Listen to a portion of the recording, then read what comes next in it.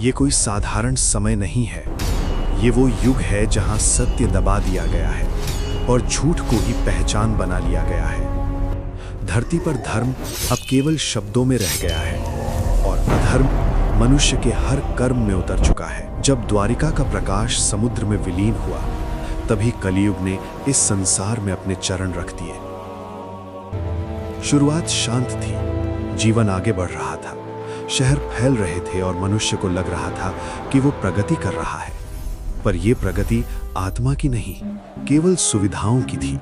जो साधन मनुष्य को मुक्त करने आए थे, वही उसे बांधने लगे। सड़कें भरी थीं, पर दिल खाली। घर थे, पर अपनापन नहीं। प्रश्न पूछे जाते थे, उत्तर नहीं मिलते थे। संवाद की जगह आरोपों ने ले ली। मर्यादा धीरे धीरे लुप्त होने लगी। हिंसा, छल और लोभ सामान्य व्यवहार बन गए। जो कमजोर था वो कुचला जाने लगा, जो अधर्मी था वो ऊंचाइयों तक पहुंचा। धरती ने मनुष्य की उपेक्षा देखी तो उसने भी मौन धारण कर लिया। कभी समुद्र उफन पड़ा,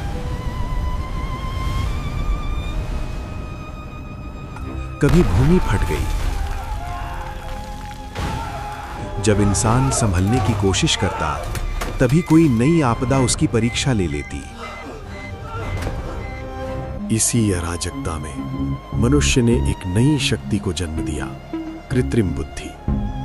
मशीनें सोचने लगीं, निर्णय लेने लगीं और इंसान ने उन पर भरोसा करना सीख लिया। शुरुआत में सब सरल लग रहा था। मशीनों ने काम संभाल लिया, जीवन आसान हो गया और मनुष्य कमजोर।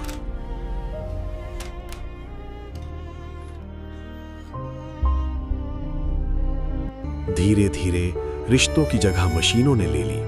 धर्म, परंपरा और संवेदना पीछे छूट गई। पर समय सब कुछ लिख चुका था। प्राचीन ग्रंथों में जिस अंत की चर्चा थी, वो सामने खड़ा था। कलयुग अब अपने अंतिम चरण में था।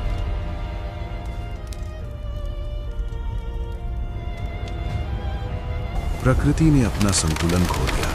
वर्षा वरदान नहीं, विनाश बन गई। सूर्य की किरणें दया नहीं करती थी।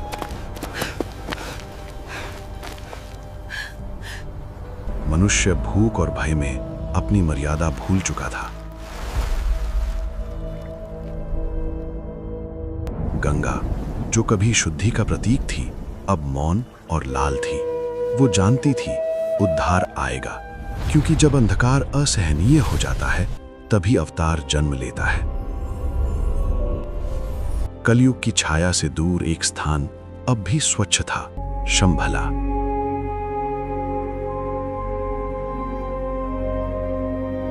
यहीं रहते थे विष्णु यश और सुमति, जिनका जीवन भक्ति और साधना को समर्पित। एक ऐसी रात आई जब विष्णु यश और सुमति गहरी निद्रा में मग्न थे। उसी क्षण स्वयं भगवान विष्णु उनके सामने प्रकट हुए और बोले, तुम्हारे घर एक पुत्र जन्म लेगा जो कलयुग का संहार करेगा और इस धरती को पुनः सतयुग की रोशनी में ले आएगा। उस रात्रि आकाश बदला हुआ था। तारे साक्षी थे। जब शिशु ने पहली सांस ली, सृष्टि ने सुकून की सांस ली। वो केवल बालक नहीं था, वो था कल्कि। समय बीतता गया और कल्कि बड़े होने लगे।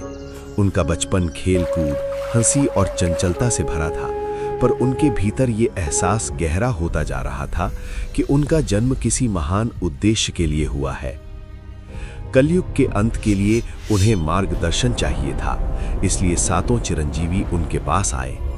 हनुमान ने बल और भक्ति दी, परशुराम ने युद्ध कला सिखाई, अश्वत्थामा ने रणनीति बताई, विभीषण ने धर्म का मार्ग दिखाया, कृपाचार्य ने शास्त्र ज्ञान दिया, व्यास ने धर्म का मर्म समझाया और बलि ने त्याग का पाठ पढ़ाया।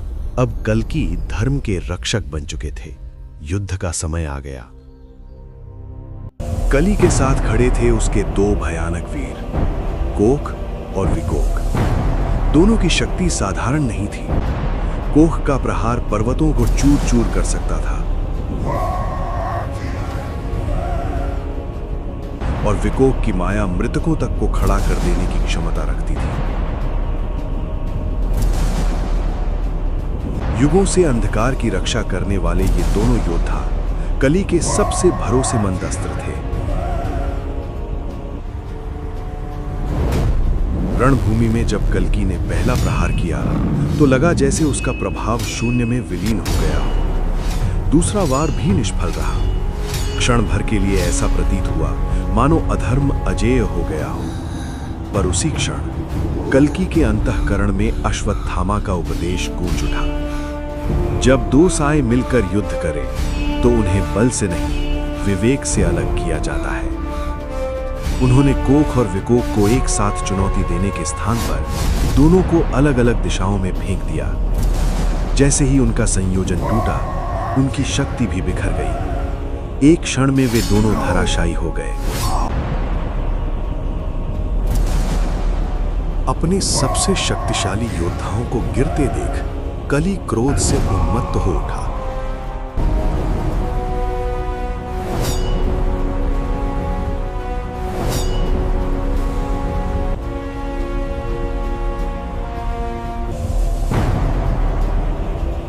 उसने संपूर्ण कलयुग की शक्ति समेटकर कल्कि पर अंतिम प्रहार किया। पर अधर्म का वो वार धर्म की दृढ़ता से टकराकर स्वयं ही नष्ट हो गया। अब समय आ चुका था अंतिम निर्णय का। कल्कि को स्मरण आया परशुराम का दिया हुआ ज्ञान, वो अस्त्र जो केवल शस्त्र नहीं, न्याय का विधान था। देवताओं और चिरंजीवियों के आशीर्वाद से कल्कि ने ब्रह्मास्त्र का संधान किया। उस एक क्षण में ना कोई विस्फोट हुआ, ना कोई कोलाहल, बस अंधकार का अस्तित्व समाप्त हो गया। कली और कलयुग एक साथ विलीन हो गए मानो वे कभी थे ही नहीं। धरती ने फिर से श्वास ली, आकाश शांत हुआ, प्रकृति ने संतुलन पाया और उस मौन के भीतर सत्य युग का पुनः उदय हुआ। धर्म फिर से आचरण बना, सत्य फिर से मार्गदर्शक हुआ और मानवता ने अपना खोया हुआ स्वरूप पुनः प्राप्त किया। यही था कल्कि का उद्देश्य, यही था युगों की प्रतीक्षा का अंत।